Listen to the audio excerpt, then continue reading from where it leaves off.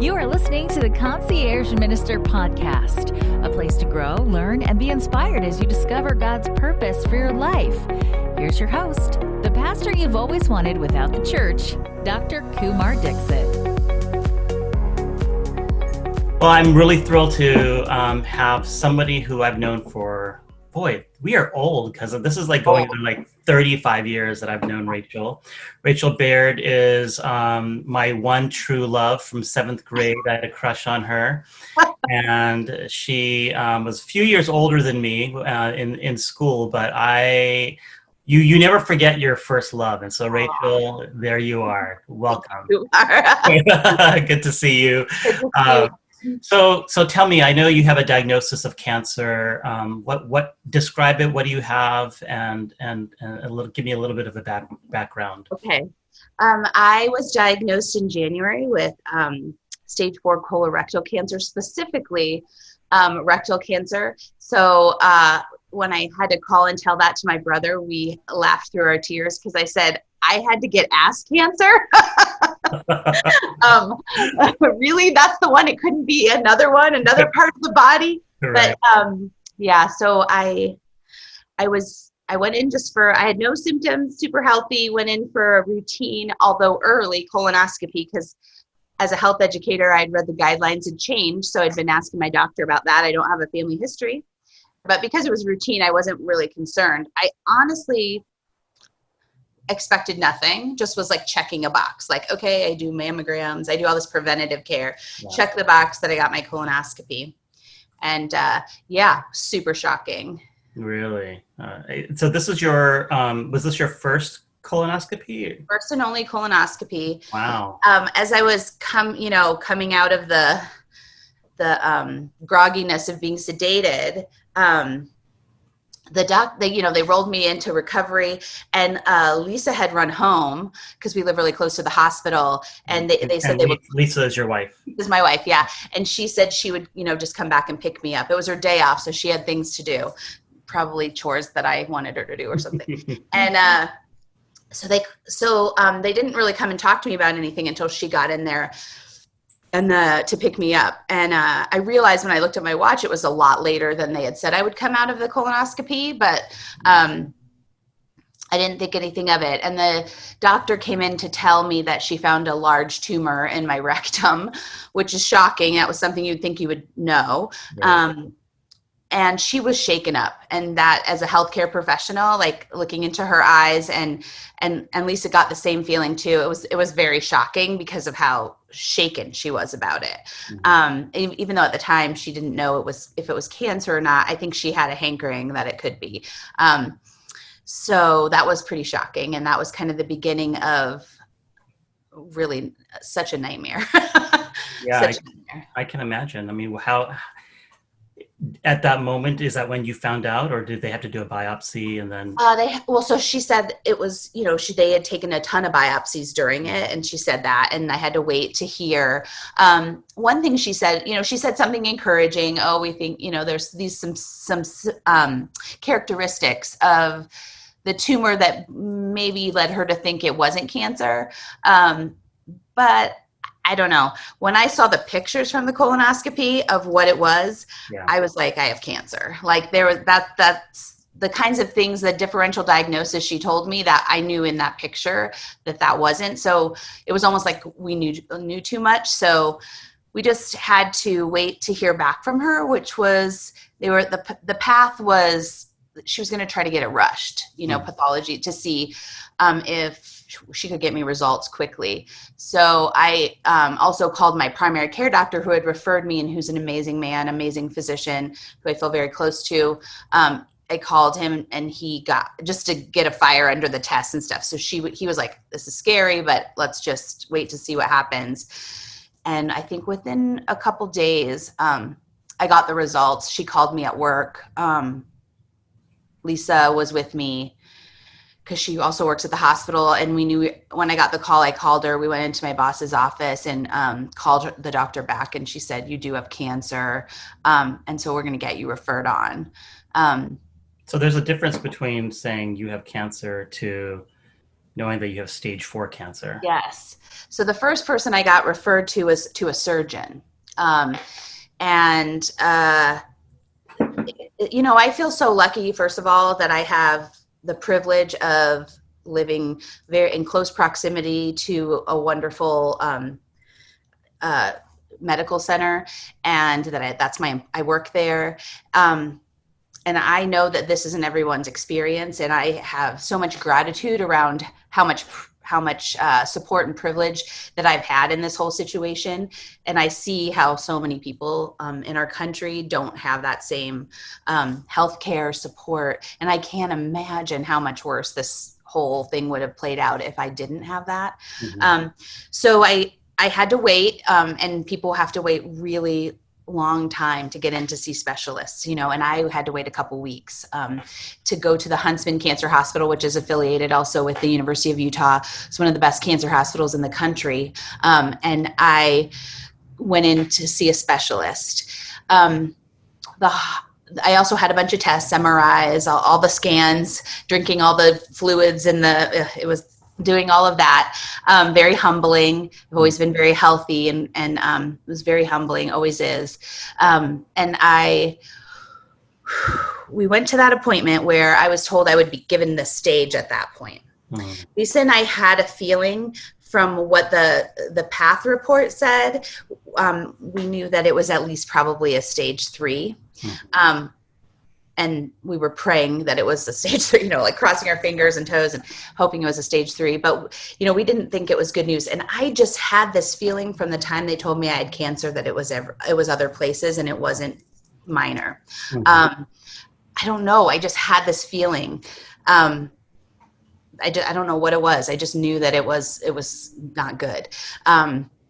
So I went into that appointment, and what was hard about that appointment was, the doctor it was the end of the day, the doctor had gotten behind and was, dealing with this situation with other patients. I'm sure you don't rush people in these situations. So we sat in that room for over 45 minutes, and it was the longest 45 minutes of my life, waiting for the doctor to come in. I mean, I'll never forget, it was snowing outside. I was looking out the window. I was wringing my hands. We were just like, holding on to each other's hands and squeezing each other's hands. We were just a mess. And he came in and examined me, and took a long time to eventually tell me that the scans had said that he really couldn't do surgery because he needed to send me to somebody else because I had cancer in my liver. Oh, so wow. And he waited till the way he did it too. We were just like holding holding on to every word he said. And he like kind of, said it at the end of all the things. So it just seems like it was forever. But, he teared up and looked right in my eyes, and I felt that compassion that he had. He was very professional, but just seeing the tears in his eyes. And the first thing he asked me was, "How did our insurance pay for your colonoscopy this early?" Wow.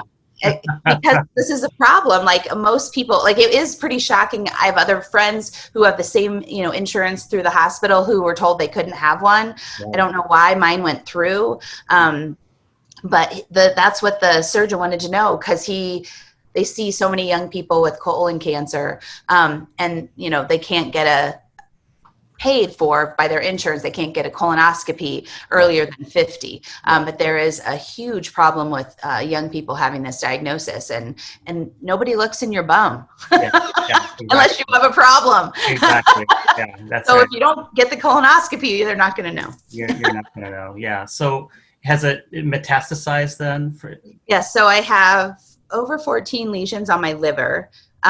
This kind of cancer usually, if it's going to metastasize, goes to your liver and then your lungs. Mm-hmm.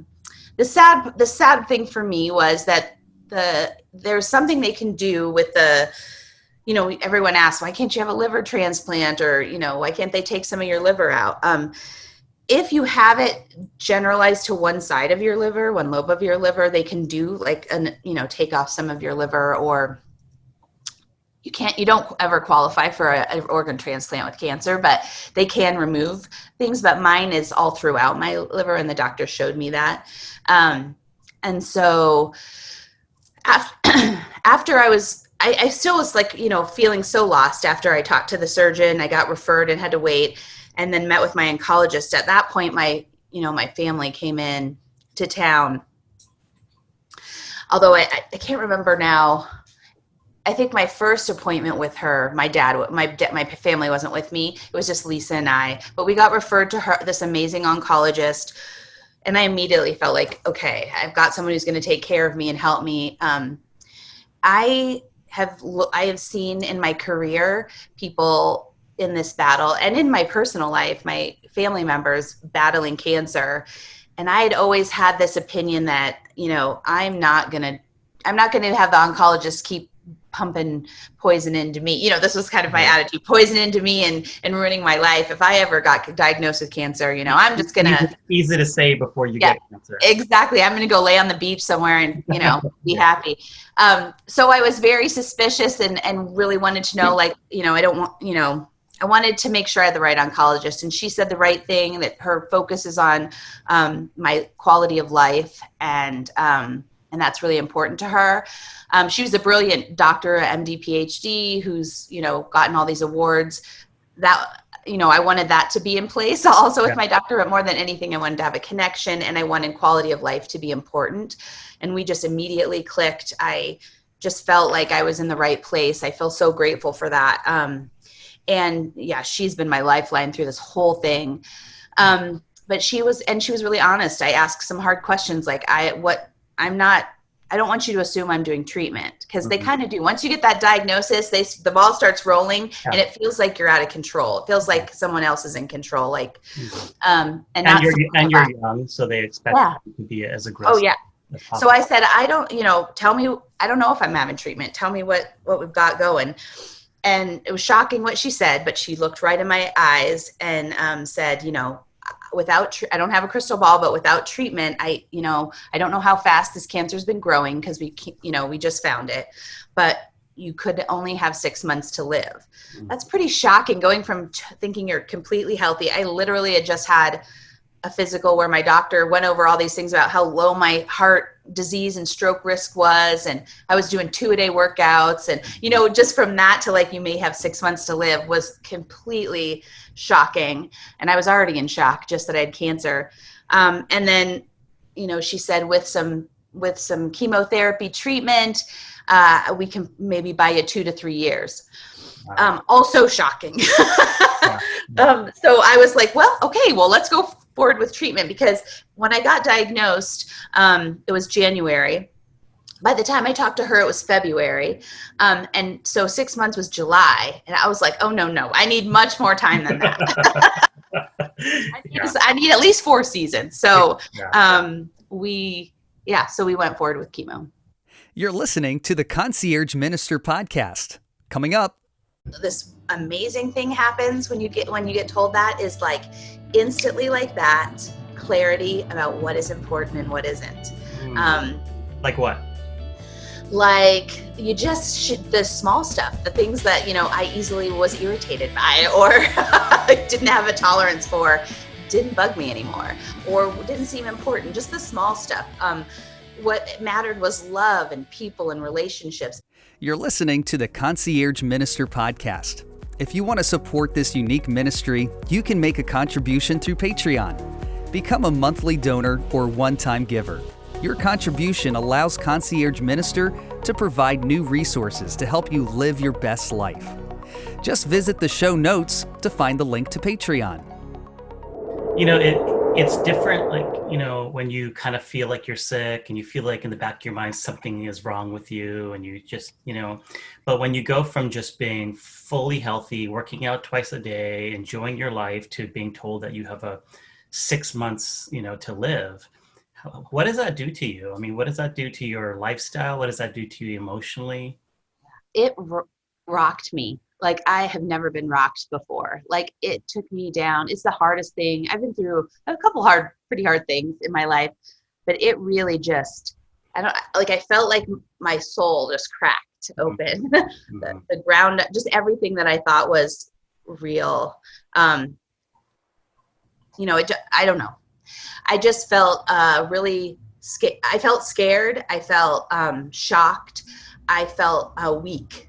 I just felt like, just couldn't believe it. It was just like unfathomable. I would tell everyone when they checked on me, how are you? And I would describe it as, I'm just brokenhearted. I just felt like my heart was broken about it. I also felt this amazing thing happens when you get told that, is like instantly like that, clarity about what is important and what isn't. Like what? Like you just the small stuff, the things that, I easily was irritated by or didn't have a tolerance for, didn't bug me anymore or didn't seem important. Just the small stuff. What mattered was love and people and relationships. And that always had mattered to me. So I was really shaken. I felt like I could hardly stand up sometimes. But I've had I feel like I've gotten a lot of lessons in my life from working in healthcare, and then just family and friends going through tragedies, cancer treatment. And I instantly thought of my friend who is a physician who had blood cancer and had gone through, a bone marrow transplant and all sorts of things. And I had always followed his Caring Bridges blog, and he was an amazing writer, and he's just an amazing spiritual person. His blog changed me, and that was years ago. Just how he handled the cancer, how he handled the diagnosis, and I mean, it really made me want to be a better person. So I had changed. I feel like I had been trying to live in gratitude and be in a place before all of this that really served me well. So I instantly went to what he gave me as advice when he heard about my diagnosis. And this was something that was a theme in his blog. And that was, there's so many things out of your control, and you just got to focus on the love. And that's what he said. You're going to get so much love coming your way, and you're going to feel so intensely love, and focus. That's where your focus needs to be. That'll get you through. And I instantly, as a healthcare professional, the first thing you want to do is like go to the research and read all this stuff that's just going to scare me, right? Yeah. But I also don't want to bury my head in the sand. I want to know what's going on. But I really just had to like close that. I'm a planner, and that planner had to just be shut down. I had to focus on the here and now and the moment and the love, or I couldn't make it one moment longer. Oh, I also needed medication. Yeah. You mean like mental health medication? Yes, I needed medication for anxiety. I needed medication to sleep at first. Right now, currently, I'm not needing that. But it's been 8 months. Yeah. But at first, I really needed medication, mental health medication. So you were told you're going to live for 6 months. You're in month 8. I mean, how do you look at it that way? Like every month is like a new, a lease on life? Every morning that I open my eyes, that's how I feel. And I felt that way before, not so personally and intently. But my patients have taught me that lesson to be to have gratitude for every day. And just because, I know we don't know what that tomorrow's ever going to be there for us. And I've felt that way my, whole life, believed that my whole life. But just the gratitude it was even greater for each day and each moment. What was hard is waking up every morning and remembering, it did feel like waking up in a nightmare, but also I just had to say, but I'm here now. I'm so glad.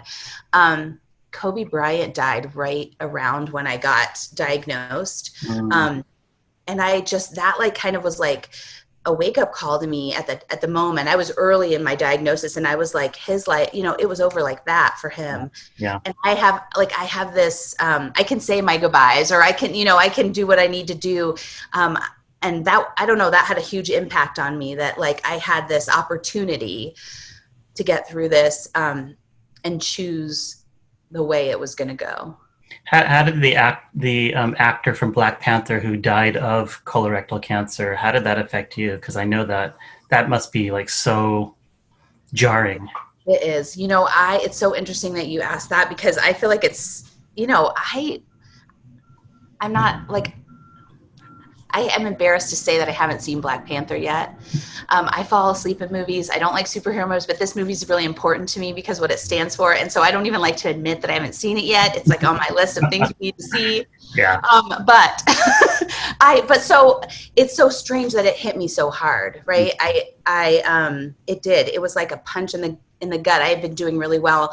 My mood had been great. My emotions have been pretty good around everything. And, everyone's giving me all this great feedback about how positive I am and how inspirational that is. And then I don't know it. We heard that and it was like a gut punch. He's this young guy, great guy, who was so, who had everything to live for, all the resources in the world. And if he couldn't fight it, how am I going to be able to fight it? How am I going to be able to get over this? And I'm not. I have a limited amount of time. And that's sort of, I readjusted, you vacillate between hope that you're going to be, have this radical remission, to like, I want to prepare. And his death made me go back from this radical remission standpoint, hoping for to more focus on, if I only had this much time, how do I want to spend my time? And it sounds weird to think I got a terminal illness and I still wasn't there.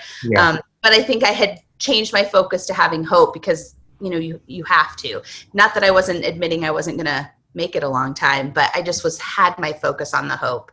And I needed to kind of refocus and make some decisions. It's been tough. And I have to tell you, I've emotionally been struggling since then. Mm-hmm. I can imagine. Can we talk about your spiritual journey? Yeah. I mean, I know you grew up as a Christian. Mm-hmm. Your parents were very active in the church and involved in ministry. Where do you see yourself now? If I could give you a label, what label would you put on these days? You're listening to the Concierge Minister podcast with Dr. Kumar Dixit. Are you trying to grow in your relationship with God? Do you feel like you aren't getting anywhere at the gym or life coach? By becoming a monthly paid subscriber of the Concierge Minister, you'll receive one-to-one coaching on how to deepen your faith, personalized sessions to learn how to pray, and exclusive access to spiritual counseling sessions. Kumar is a board-certified pastoral counselor and has extensive experience working with people from various walks of life. You can schedule a 30-minute free consultation with Kumar by sending an email to conciergeminister@gmail.com or by visiting conciergeminister.com. Can we talk about your spiritual journey? Yeah. I mean, I know you grew up as a Christian. Mm-hmm. Your parents were very active in the church and involved in ministry. Where do you see yourself now? If I could give you a label, what label would you put on these days? Well, I don't want to break my parents' heart, but I would say what I'd been identifying as to myself for a while has kind of been agnostic. And from what I understand, that means I just feel like I don't know what exactly the truth is and if there is a God. And that sounds, it's hard to say that coming from the background that I did. That when I stopped being Adventist, and I kind of just wanted a clean slate. It wasn't like I wanted to hop to another church or another religion. I just wanted to be kind of on my own and explore things because, part of my final, the last bit of leaving any sort of organized religion also coincided with me coming out as a lesbian. And that situation, me coming out, really just rocked the foundation of my whole world. It made me question everything I believed in. And so that sort of process happened, almost 20 years ago. And I had dabbled in other religion. I went to the Unitarian church, and I have a friend that wasn't Mormon anymore, and he and I would joke around that when we were at the Unitarian church that it was just like church without Jesus. We're like, it just felt weird. I don't know. It's an amazing church too, but organized religion was like a trigger for me. I just couldn't be a part of it, and so I just wanted to just be with myself and learn things. I wasn't voraciously reading other religious views, but I just let myself be open to a lot of things. I still wanted to be a good person. I still wanted to, be a spiritual person, and I pursued those things. And a lot of my, I want to be a good person because it's the right thing to do. I want to love other people because it's the right thing to do. And that kind of is what changed, not because it's what Jesus wanted me to do, but just because it's the right thing to do. And so that's where I sort of lived. And my church is nature and the outdoors, which comes from my Adventist upbringing because, I don't know, when I was a kid, we always said nature is God's second book. And right. Yeah. Right. So, and, Sabbath afternoon nature walks. But that really is where I feel I feel there's something. Is it a God? I don't know. I'm kind of open to it all. Like I look at all these world religions and different people, what they believe. And I think it's probably, we're all in the same boat here. And if there is a God, he's a God to all of us, or she's a God to all of us, or whatever pronouns we want to use. But I sort of so I find inspiration in all of it, the beauty of Judaism and the things that I just hear from my friends who are Jewish bring me comfort. My Muslim friends, and I had a chance to work with some amazing therapists and patients in Morocco, and really kind of I don't know, just it was so amazing to be around people who of the Muslim faith for so long, and how accepting and loving they were to me. And I didn't I didn't think I had any sort of prejudices or judgments about them. But I was changed by being around them. So I did have some internal things, especially being a gay person. But I just feel like I've been able to draw from a lot of places that have fitted me. So the childhood God that you grew up with, that was very closed, and there's a certain God that we had as a kid. Do you still pray to that God? Like, are you able to when you're thinking about God, or you're worrying, or you're praying, do you still pray to that God, or how do you address that God? That God was always kind of like the church's God and school's God. It never was really my God. Even then, I was always kind of, more liberal than everyone else, wearing my earrings, getting in trouble. My family was a little more liberal about religious things, but very, very, very, Christian, and my parents still are very, very religious and spiritual. But that never spoke to me. So for me, I always felt other all the time, my whole life, not about my sexuality, but, and how I identify, not that, but just, I never felt like I belonged in the Adventist church, or that was really a part of who I was. It just didn't sit right with me ever. I tried so hard to be good and faithful and do all the right things. It just never really felt right to me, but I did have a relationship with God, and I always felt that was very spiritual. And I didn't want to leave the church for a long time because I really believed in changing from within. And so that kept me there for a long time. So I always kind of felt like there was a different God that I had a relationship with than it was of my child, or that was like the church or the religious person. I talk to somebody. I don't know who I'm talking to, but I talk to somebody. But I also don't think it always has to be words, right? I think a beautiful hike in nature where I am just having a lot of gratitude, I feel like that gratitude is sort of a prayer, So it is in that way, I think, different. I think my mind is expanded to like other things other than just dear Jesus. So I feel like, and I say this kind of half jokingly, but I feel like kind of the nice thing about being a Christian is at least you can be angry at God for your cancer. No.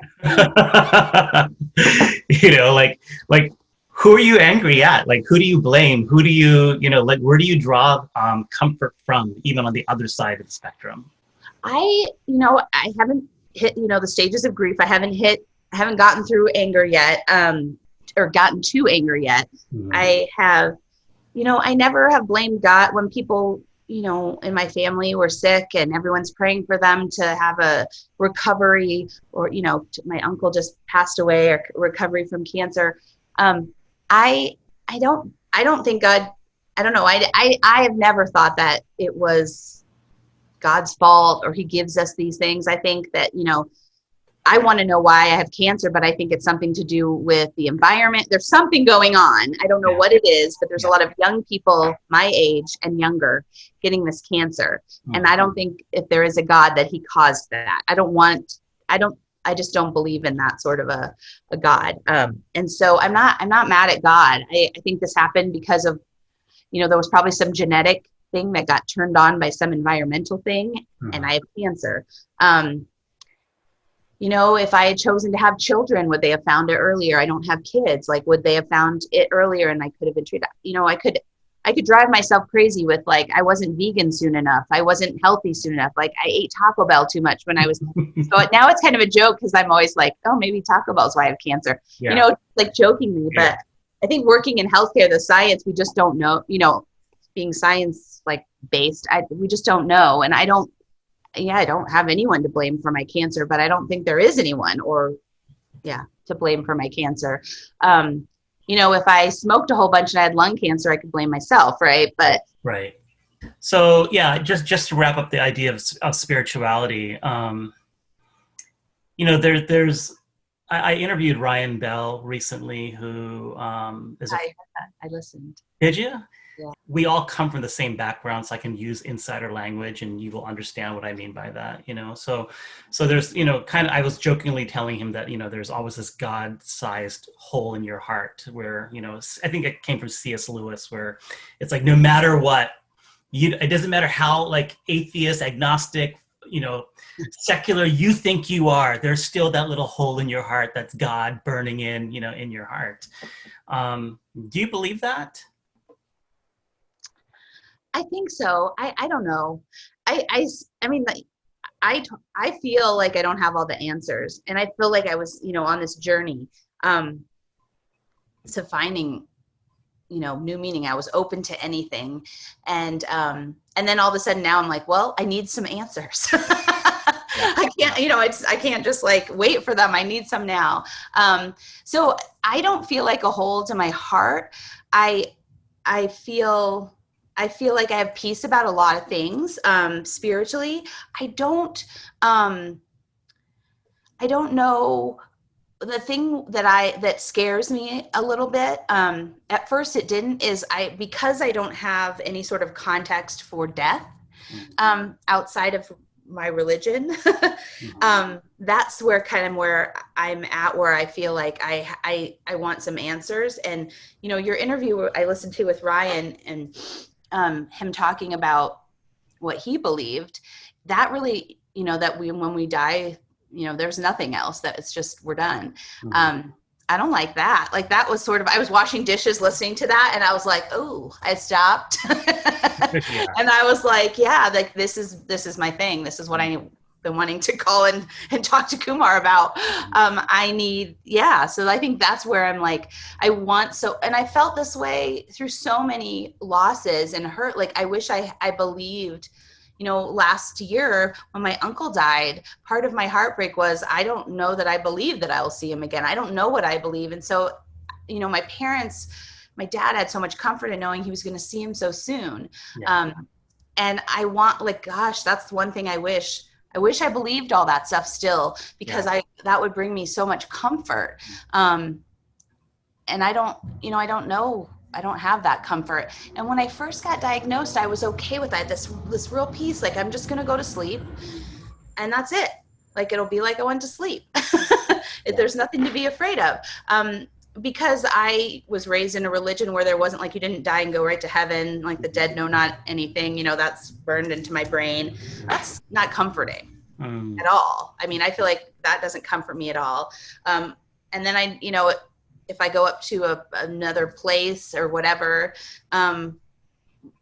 that's weird to me. It just sounds weird to me because I was, for 35 years of my life, I believed something different. Right. So, reincarnation doesn't bring me any sort of peace. So that afterlife thing, that is something that I'm grappling with, and that I'm just started to be brave enough and strong enough to feel like I want to explore that a little bit.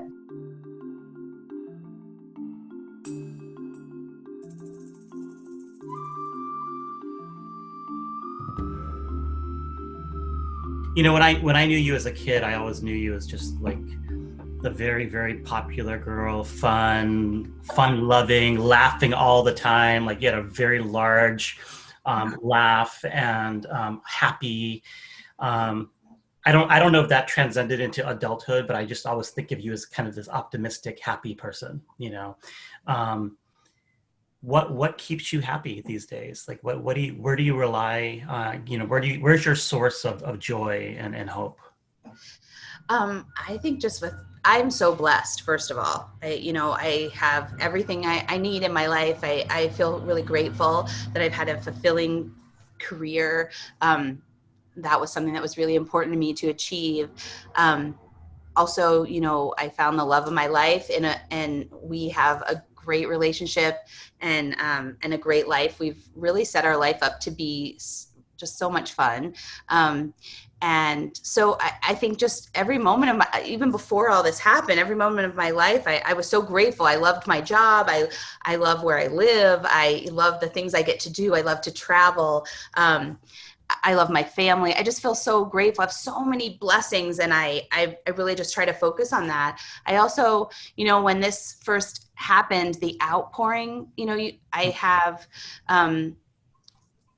I struggle with self-esteem and, feeling good enough and all this stuff. And just the outpouring from my colleagues at work and from family and friends, from my parents' friends, from people that, I went to school with, all the Adventist community of my parents in Ohio, the support and love that they poured out to me, like that has brought me so much strength. And I'm a person that it's hard to take a compliment. Mm-hmm. And just but I try to take my friends' advice and just soak it all in and accept it all and not, push it away. And it's just lifted me up and carried me when I didn't think I could. I feel joy. And this is kind of how I lived my life. And I feel so grateful that I had already been practicing this, but just gratitude for every little thing, like every sunset, every sunrise. Those are my favorite times of the day. I make sure I get my eyes on them every day. They bring me joy. My dogs, just everything that I can be grateful for and thankful for. And, it hasn't been easy the last 8 months. There's a lot of things to focus on that are terrible. But I really, I kind of just have to balance taking some of that in. I would say for the first 5 months or so, I had to I'm a politically active person. I'm very involved in those sorts of issues. And I just had to shut it all down because it was too much for me to take. But I'm back to, now I need to shut it all down again because I'm consuming it way too much and it's not good for my health. But I also think when I want to kind of spiral down into negativity, that is not good for my cancer. That is not good for me. And I have this, I know that my time is not long on this earth, and I don't want to spend that time feeling sad. I don't want to spend that time feeling bad in about anything. I want to have joy and gratitude and love, and that's where I want to live, and I want to thrive in that. And so if I get distracted, I just have to refocus myself and say, I don't want that. I don't want to be too sad. Right. I'll have a worry break or a sad break, but I can't wallow there too long because that's not what I want to do. I think one of the keys that you've said numerous times during this conversation is that this isn't cancer didn't create a new Rachel. Like you already had those patterns already in practice. Yes. So gratitude and love and nature and thinking positively. I mean, that all of that stuff already healthy, living and exercise and, diet. So it wasn't like you all of a sudden were like, I have cancer, now I have to do like a 180 and become a new person. Right. You have been able to continue to make that an extension of your life. Yes. And I feel so grateful that I had gotten myself to that point. I think if I had gotten this diagnosis 10 years ago, I wouldn't be handling it as well because I hadn't grown. What they say, I turned 50, I can't believe this. I turned 50 in a few months. Everyone tells, you hear, 50, so it makes you so happy. Everything's so great when you're 50, you feel so wise and powerful. Well, I wasn't having that attitude about turning 50. I was like fighting it. I was like every day, is a day closer to 50. I got to run more miles. I got to, restrict more calories. That's where I was. But then I'm just so grateful because it is true. You really have, by the time you're 50, you really do start to figure some things out and accept some things and are at a good place. And I feel so grateful that my cancer came at this time in my life when I felt, even though I thought like, wow, I'm in the best place ever and I get cancer, but really it prepared me for the cancer. Really did. So many things have fallen into place in the last few years that are making this journey, as I like to call it, better and more bearable. That's beautiful. Do you have a bucket list? I do. I do. I've had one for a while, even before all this, so I haven't added to it, but I do have a bucket list. I want to do some more traveling. Everything. I was handling cancer pretty well, and then COVID hit, and I have to tell you, all my gratitude journaling and all my cancer journaling and all this stuff I was doing, reading, it just kind of like the brakes went on, and I've just been trying to survive in this COVID environment. But I do have a journal that I made a list of things I want to make sure that I do. But I think part of that is letting people know how I feel about them. Mm-hmm. Also, there's some places I would like to see, but it's weird. It's bucket list stuff like I want to make sure my closet's tidy and that I get my pictures organized. Yep. It's all my procrastinating is on projects like that I want to, get done. Yep. There's some things I want to make. I just want to make things easy for Lisa. Things like I wanted to have in place, things that I want to happen after my passing. And I wanted that sort of thing to be taken care of so I can just have peace of mind. And I want to plan for a good death. Like we plan for life, I want to plan for a good death. So it's a weird bucket kind of list, but it's not like I want to go skydiving or anything like that. I feel like the things I've really wanted to do, I've gotten to do. I think I'm sad if I can't travel, if I can't have more adventures with Lisa. We love to travel.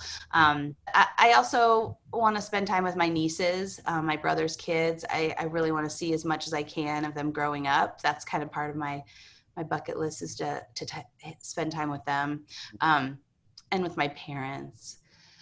And of course, my lovely wife. But it's not relationships. Relationships. Yeah, mm-hmm. More than anything, more than just things that I want to do.